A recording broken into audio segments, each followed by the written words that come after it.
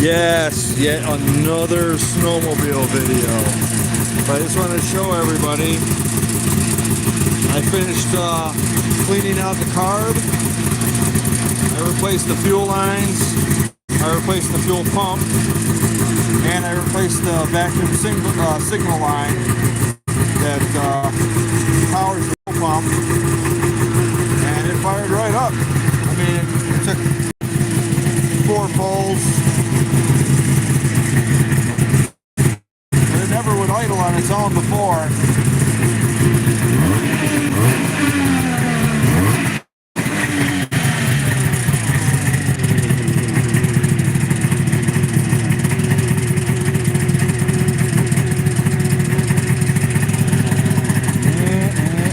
That 2-stroke smell. The brake light even works.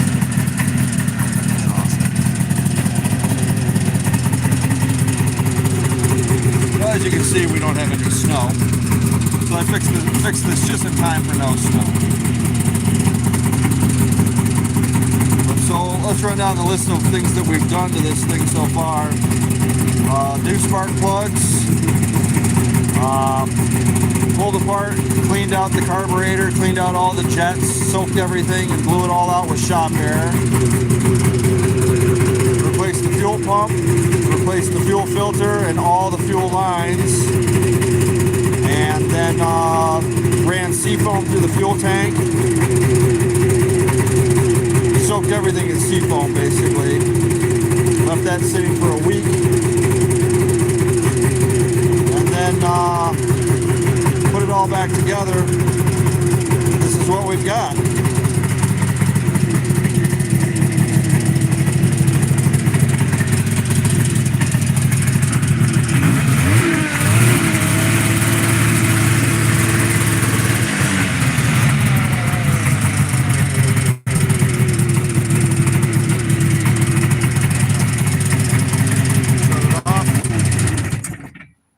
Sit for a second. Who could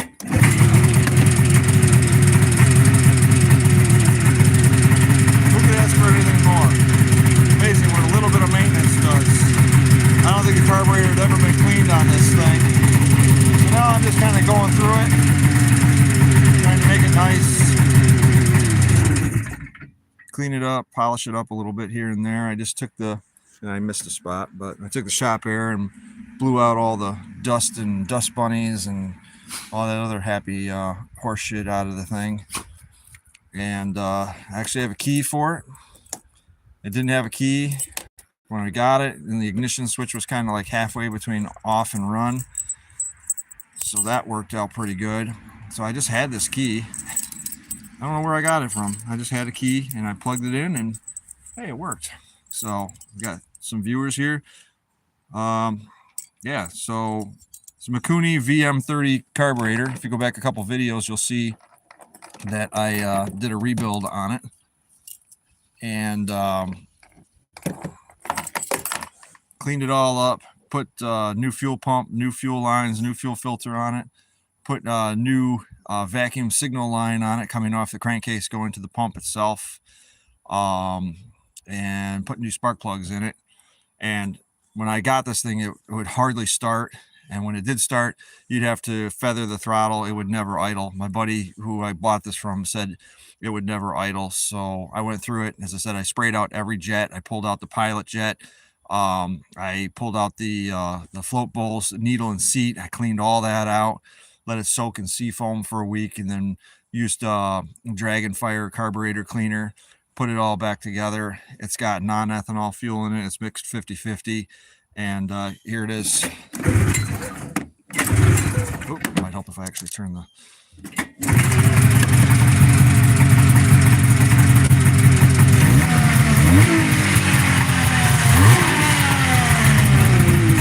She wants to go. She wants to go. So, yeah, 1978 Jag. It's 275 model. If you go back a few videos on my channel, you'll see where I got it, talking about it, and then actually going through it, figuring out what it needed. And basically, it's been a learning experience. It's a pretty simple thing to work on, honestly. I mean, everything's just like right there. So the only things I want to get is I want to get a little cone filter to put on the carburetor, even though in wintertime there really isn't much dust there, but I still want it. And I got to replace the fuel cap. This is an aftermarket fuel cap that tends to leak when you're turning hard. I didn't really see an O-ring on it, so that might be the problem too. I'd have to find what O-ring I need to make it happen, but it's got brand new fuel in it. Yeah, there's no O-ring. Oh, there is an O-ring on it. Yeah, the O-ring's all mushed up because this is not the right cap for this thing. So we'll get the right cap for it. We'll get that ordered up. But yeah, the secondary clutches or the secondary clutch, that was kind of wandering. It was what we call creep. It was creeping at first, but I attribute that to probably from sitting for so long. Now that it's on the ground and the track is on the ground, it actually doesn't creep at all anymore. Even with the track in the air, it doesn't creep. So I'm happy with that. I just had it. It was cold out. Did a cold start on the thing, and it took 5 pulls. It fired up with the choke. The choke works just fine. Just looking forward to getting some look at these clowns back here. You know?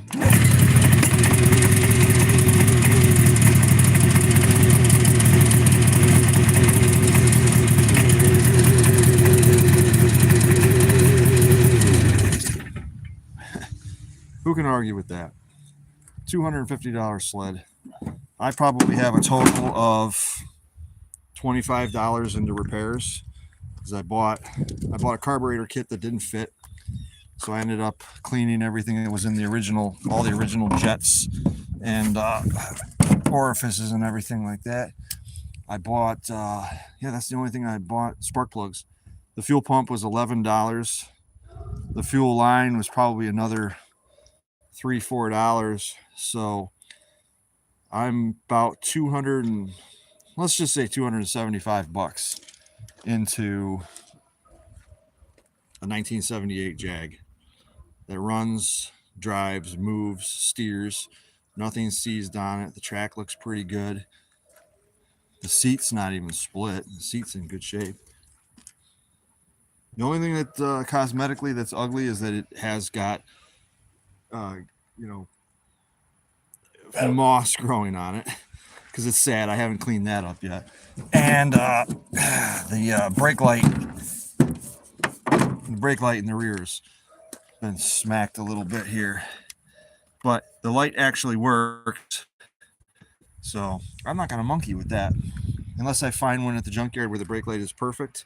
This thing is going to be just great for bombing around the yard, chasing the dogs, having the dogs chase me.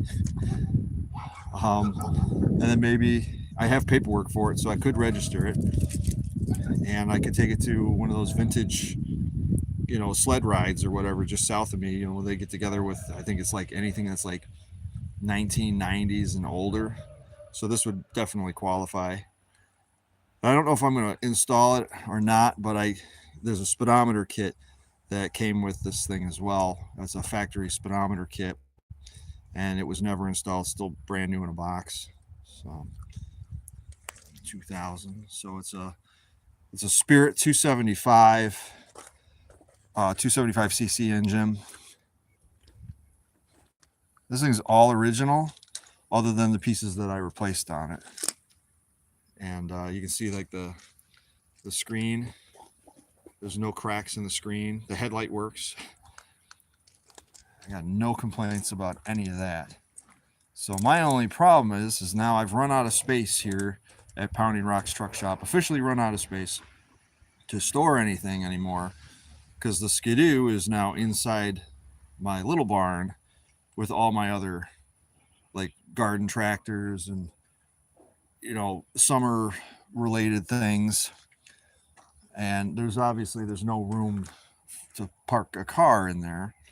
So now I got to figure out how I want to store this thing so it's not out in the elements during the summer getting the crap kicked out of it by the sun and you know, all the elements that it's not designed to take. This colder weather, I'm not too worried about it. It's built for winter. So look at these two morons over here. Just morons. Hey, Jet just came back from the vet, so we gave him some old man juice. He's getting, you know, he's 12, I think. He's turning 12, and this boy has had he's had some mobility issues in the last year and a half. So we took him over and we injected him with some old man juice. I guess it would be the equivalent of cortisone, like a cortisone shot, but for dogs. Look at him go. Anyways, that's not what this video is about. But we got dogs everywhere. So, the Jag. Thanks for watching, everybody. I know this channel is supposed to be about Nissans and Datsuns, and I promise I will get back to that topic here shortly. Actually, we're probably going to go to Chevy trucks here in a little bit because I gotta get my my Scottsdale running, because I got this trailer right here that'll tow this thing and the other one to wherever I want to go, and I gotta get working on that. I've been extremely lazy, but 250 bucks, let's say 275 bucks to get to this point. I have no complaints. I have no regrets. And even if it doesn't snow, between both sleds, I'm less than $300 into both sleds. So if it snows next year, I'm ready to go. I'll just throw some stabilizer in this, find a nice safe place to park it, and whip it out next winter. But I'm hoping, I have this week off. I'm hoping that we get like a nor'easter here where we get 2-3 feet of snow. That'd be so awesome. And then I'll just bomb around on this thing. I mean, look at the skis. Other than dirty, there's nothing wrong with these skis. There's no rot, no nothing. Could use a paint job, but the skis are in great shape. The shocks are a little shot, so I'll probably end up throwing, depending on how it rides around. If it rides good, I'll leave the shocks, but if it doesn't ride good, then, you know, I'll put shocks on it. I'll probably eventually put shocks on it anyways, because I believe in making something the best you can make it. Yeah, it's so awesome. It's so cool. Ask me 20 years ago if I was going to be an owner of a snowmobile, or two for that matter, and I would have laughed. So, one more time for the folks at home, for the folks in the back. One pull start. What do you think? One pull start? One pull start. Hell